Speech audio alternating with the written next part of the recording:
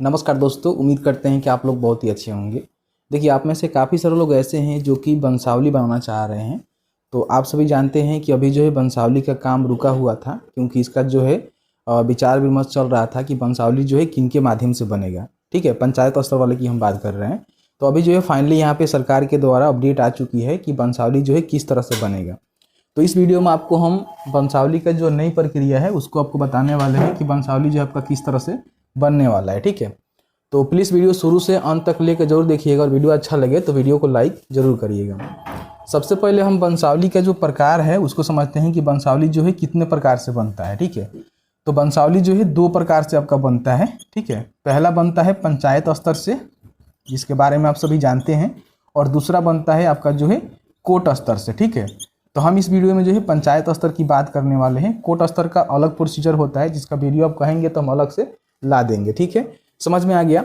अब यहाँ पे हम बात कर लेते हैं कि वंशावली होता क्या है। ठीक है, देखिए, किसी प्रकार की कोई भी संपत्ति का बंटवारा हो गया ना, उस जो है वंशावली के आधार पे ही किया जाता है। चाहे वो जमीन हो गया, किसी प्रकार की संपत्ति हो गया, फिर किसी का बैंक में पैसा है उसका भी बंटवारा उसी प्रकार से किया जाता है। ठीक है, तो कहीं ना कहीं आपको जो है वंशावली बनवानी होती है, क्योंकि ज़मीन का बंटवारा के लिए आप जाएंगे सर्कल ऑफिसर के पास या फिर वो कह ले कि कर्मचारी के पास, तो जो है पंचायत स्तर जो वंशावली होता है ना उसका डिमांड करेगा। ठीक है, तो इसी प्रकार से जो है आपको वंशावली बनवानी होती है। और वंशावली का मतलब यही होता है कि आपका ज़मीन का जो विभाजन हो रहा है या फिर संपत्ति का बंटवारा हो रहा है उसमें जो वंशावली आवश्यकता है, एक प्रमाण पत्र होता है। वंशावली का जो रूप होता है कुछ इस तरह से होता है, जैसे मान लीजिए कोई व्यक्ति का नाम राम है।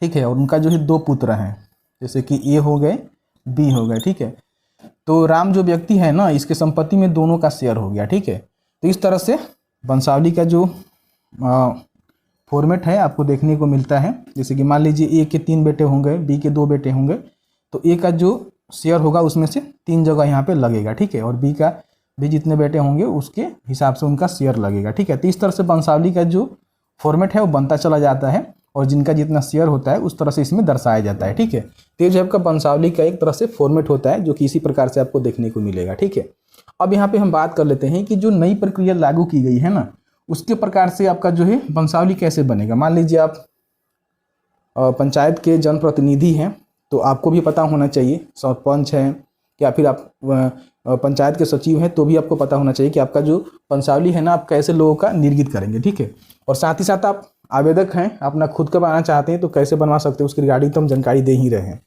सबसे पहले वंशावली के लिए जो महत्वपूर्ण दस्तावेज है उसको समझ लीजिए, कौन कौन से इसमें दस्तावेज आपको देने पड़ेंगे। सबसे पहले तो एक शपथ पत्र स्वयं आपको लेना पड़ेगा कि हाँ मेरे वंशावली का जानकारी ये है। जैसे कि मान लीजिए वंशावली में जो भी फॉर्मेट है, जो भी आपके लोग हैं जिसमें बंटवारा होने वाला है, उन सभी का जो है डिटेल्स यहाँ पे आपको देना होगा शपथ पत्र के रूप में। ठीक है, ये आपका पहला दस्तावेज हो गया। दूसरा, इसमें स्थानीय जो निवास प्रमाण पत्र होता है, जैसे कि मान लीजिए आप सभी जानते हैं कि वंशावली बनवाने जाइएगा तो आप वहीं के स्थानीय निवास करते हैं तभी आपका बनेगा, क्योंकि इधर उधर का आप जाएंगे उस पंचायत में तो नहीं बनेगा। तो उस पंचायत के निवासी होने के लिए आपको जो एक प्रूफ देना होगा। तो प्रूफ के लिए आप आधार कार्ड दे सकते हैं, अगर आपके पास आधार कार्ड है तो। ठीक है, ज़मीन का जो खतियान है, मान लीजिए ज़मीन है तो ज़मीन का खतियान आपको देना पड़ेगा। ज़मीन का खतियान नहीं होने की स्थिति में आप वोटर लिस्ट में जो आपका नाम है उसकी जानकारी दे देंगे कि हाँ मेरा वोटर लिस्ट में नाम है, देख लीजिए हम यहीं के निवासी वगैरह वगैरह हैं। या फिर और भी बहुत सारे प्रमाण पत्र हो सकते हैं, जैसे कि निवास हो सकते हैं। ठीक है, या फिर मैट्रिक का या फिर अन्य कोई प्रमाण पत्र हो गया, वो आपका प्रमाण पत्र हो सकता है। तो कई प्रकार के जो दस्तावेज है जिसमें निवास के रूप में जिसको मान्य दिया जाता है वो आप लगा सकते हैं एज अ स्थानीय निवास प्रूफ के रूप में। ठीक है, तो मैंने यहाँ पे क्लियर करके बता दिया कि इसमें से कोई भी एक डॉक्यूमेंट आप दे देंगे।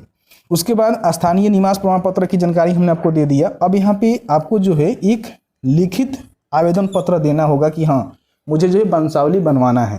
तो उसके लिए एक सादे पेपर पर आप लिखित आवेदन दे दीजिएगा कि हाँ मुझे वंशावली बनवाना है। उसके बाद जो नई प्रक्रिया लागू की गई है ना, इसमें 10 रुपये का जो है नगद शुल्क भी आपको जमा करवानी पड़ेगा। ठीक है, तो ये 10 रुपये का नगद शुल्क भी आपको वंशावली बनवाने के लिए देना होगा।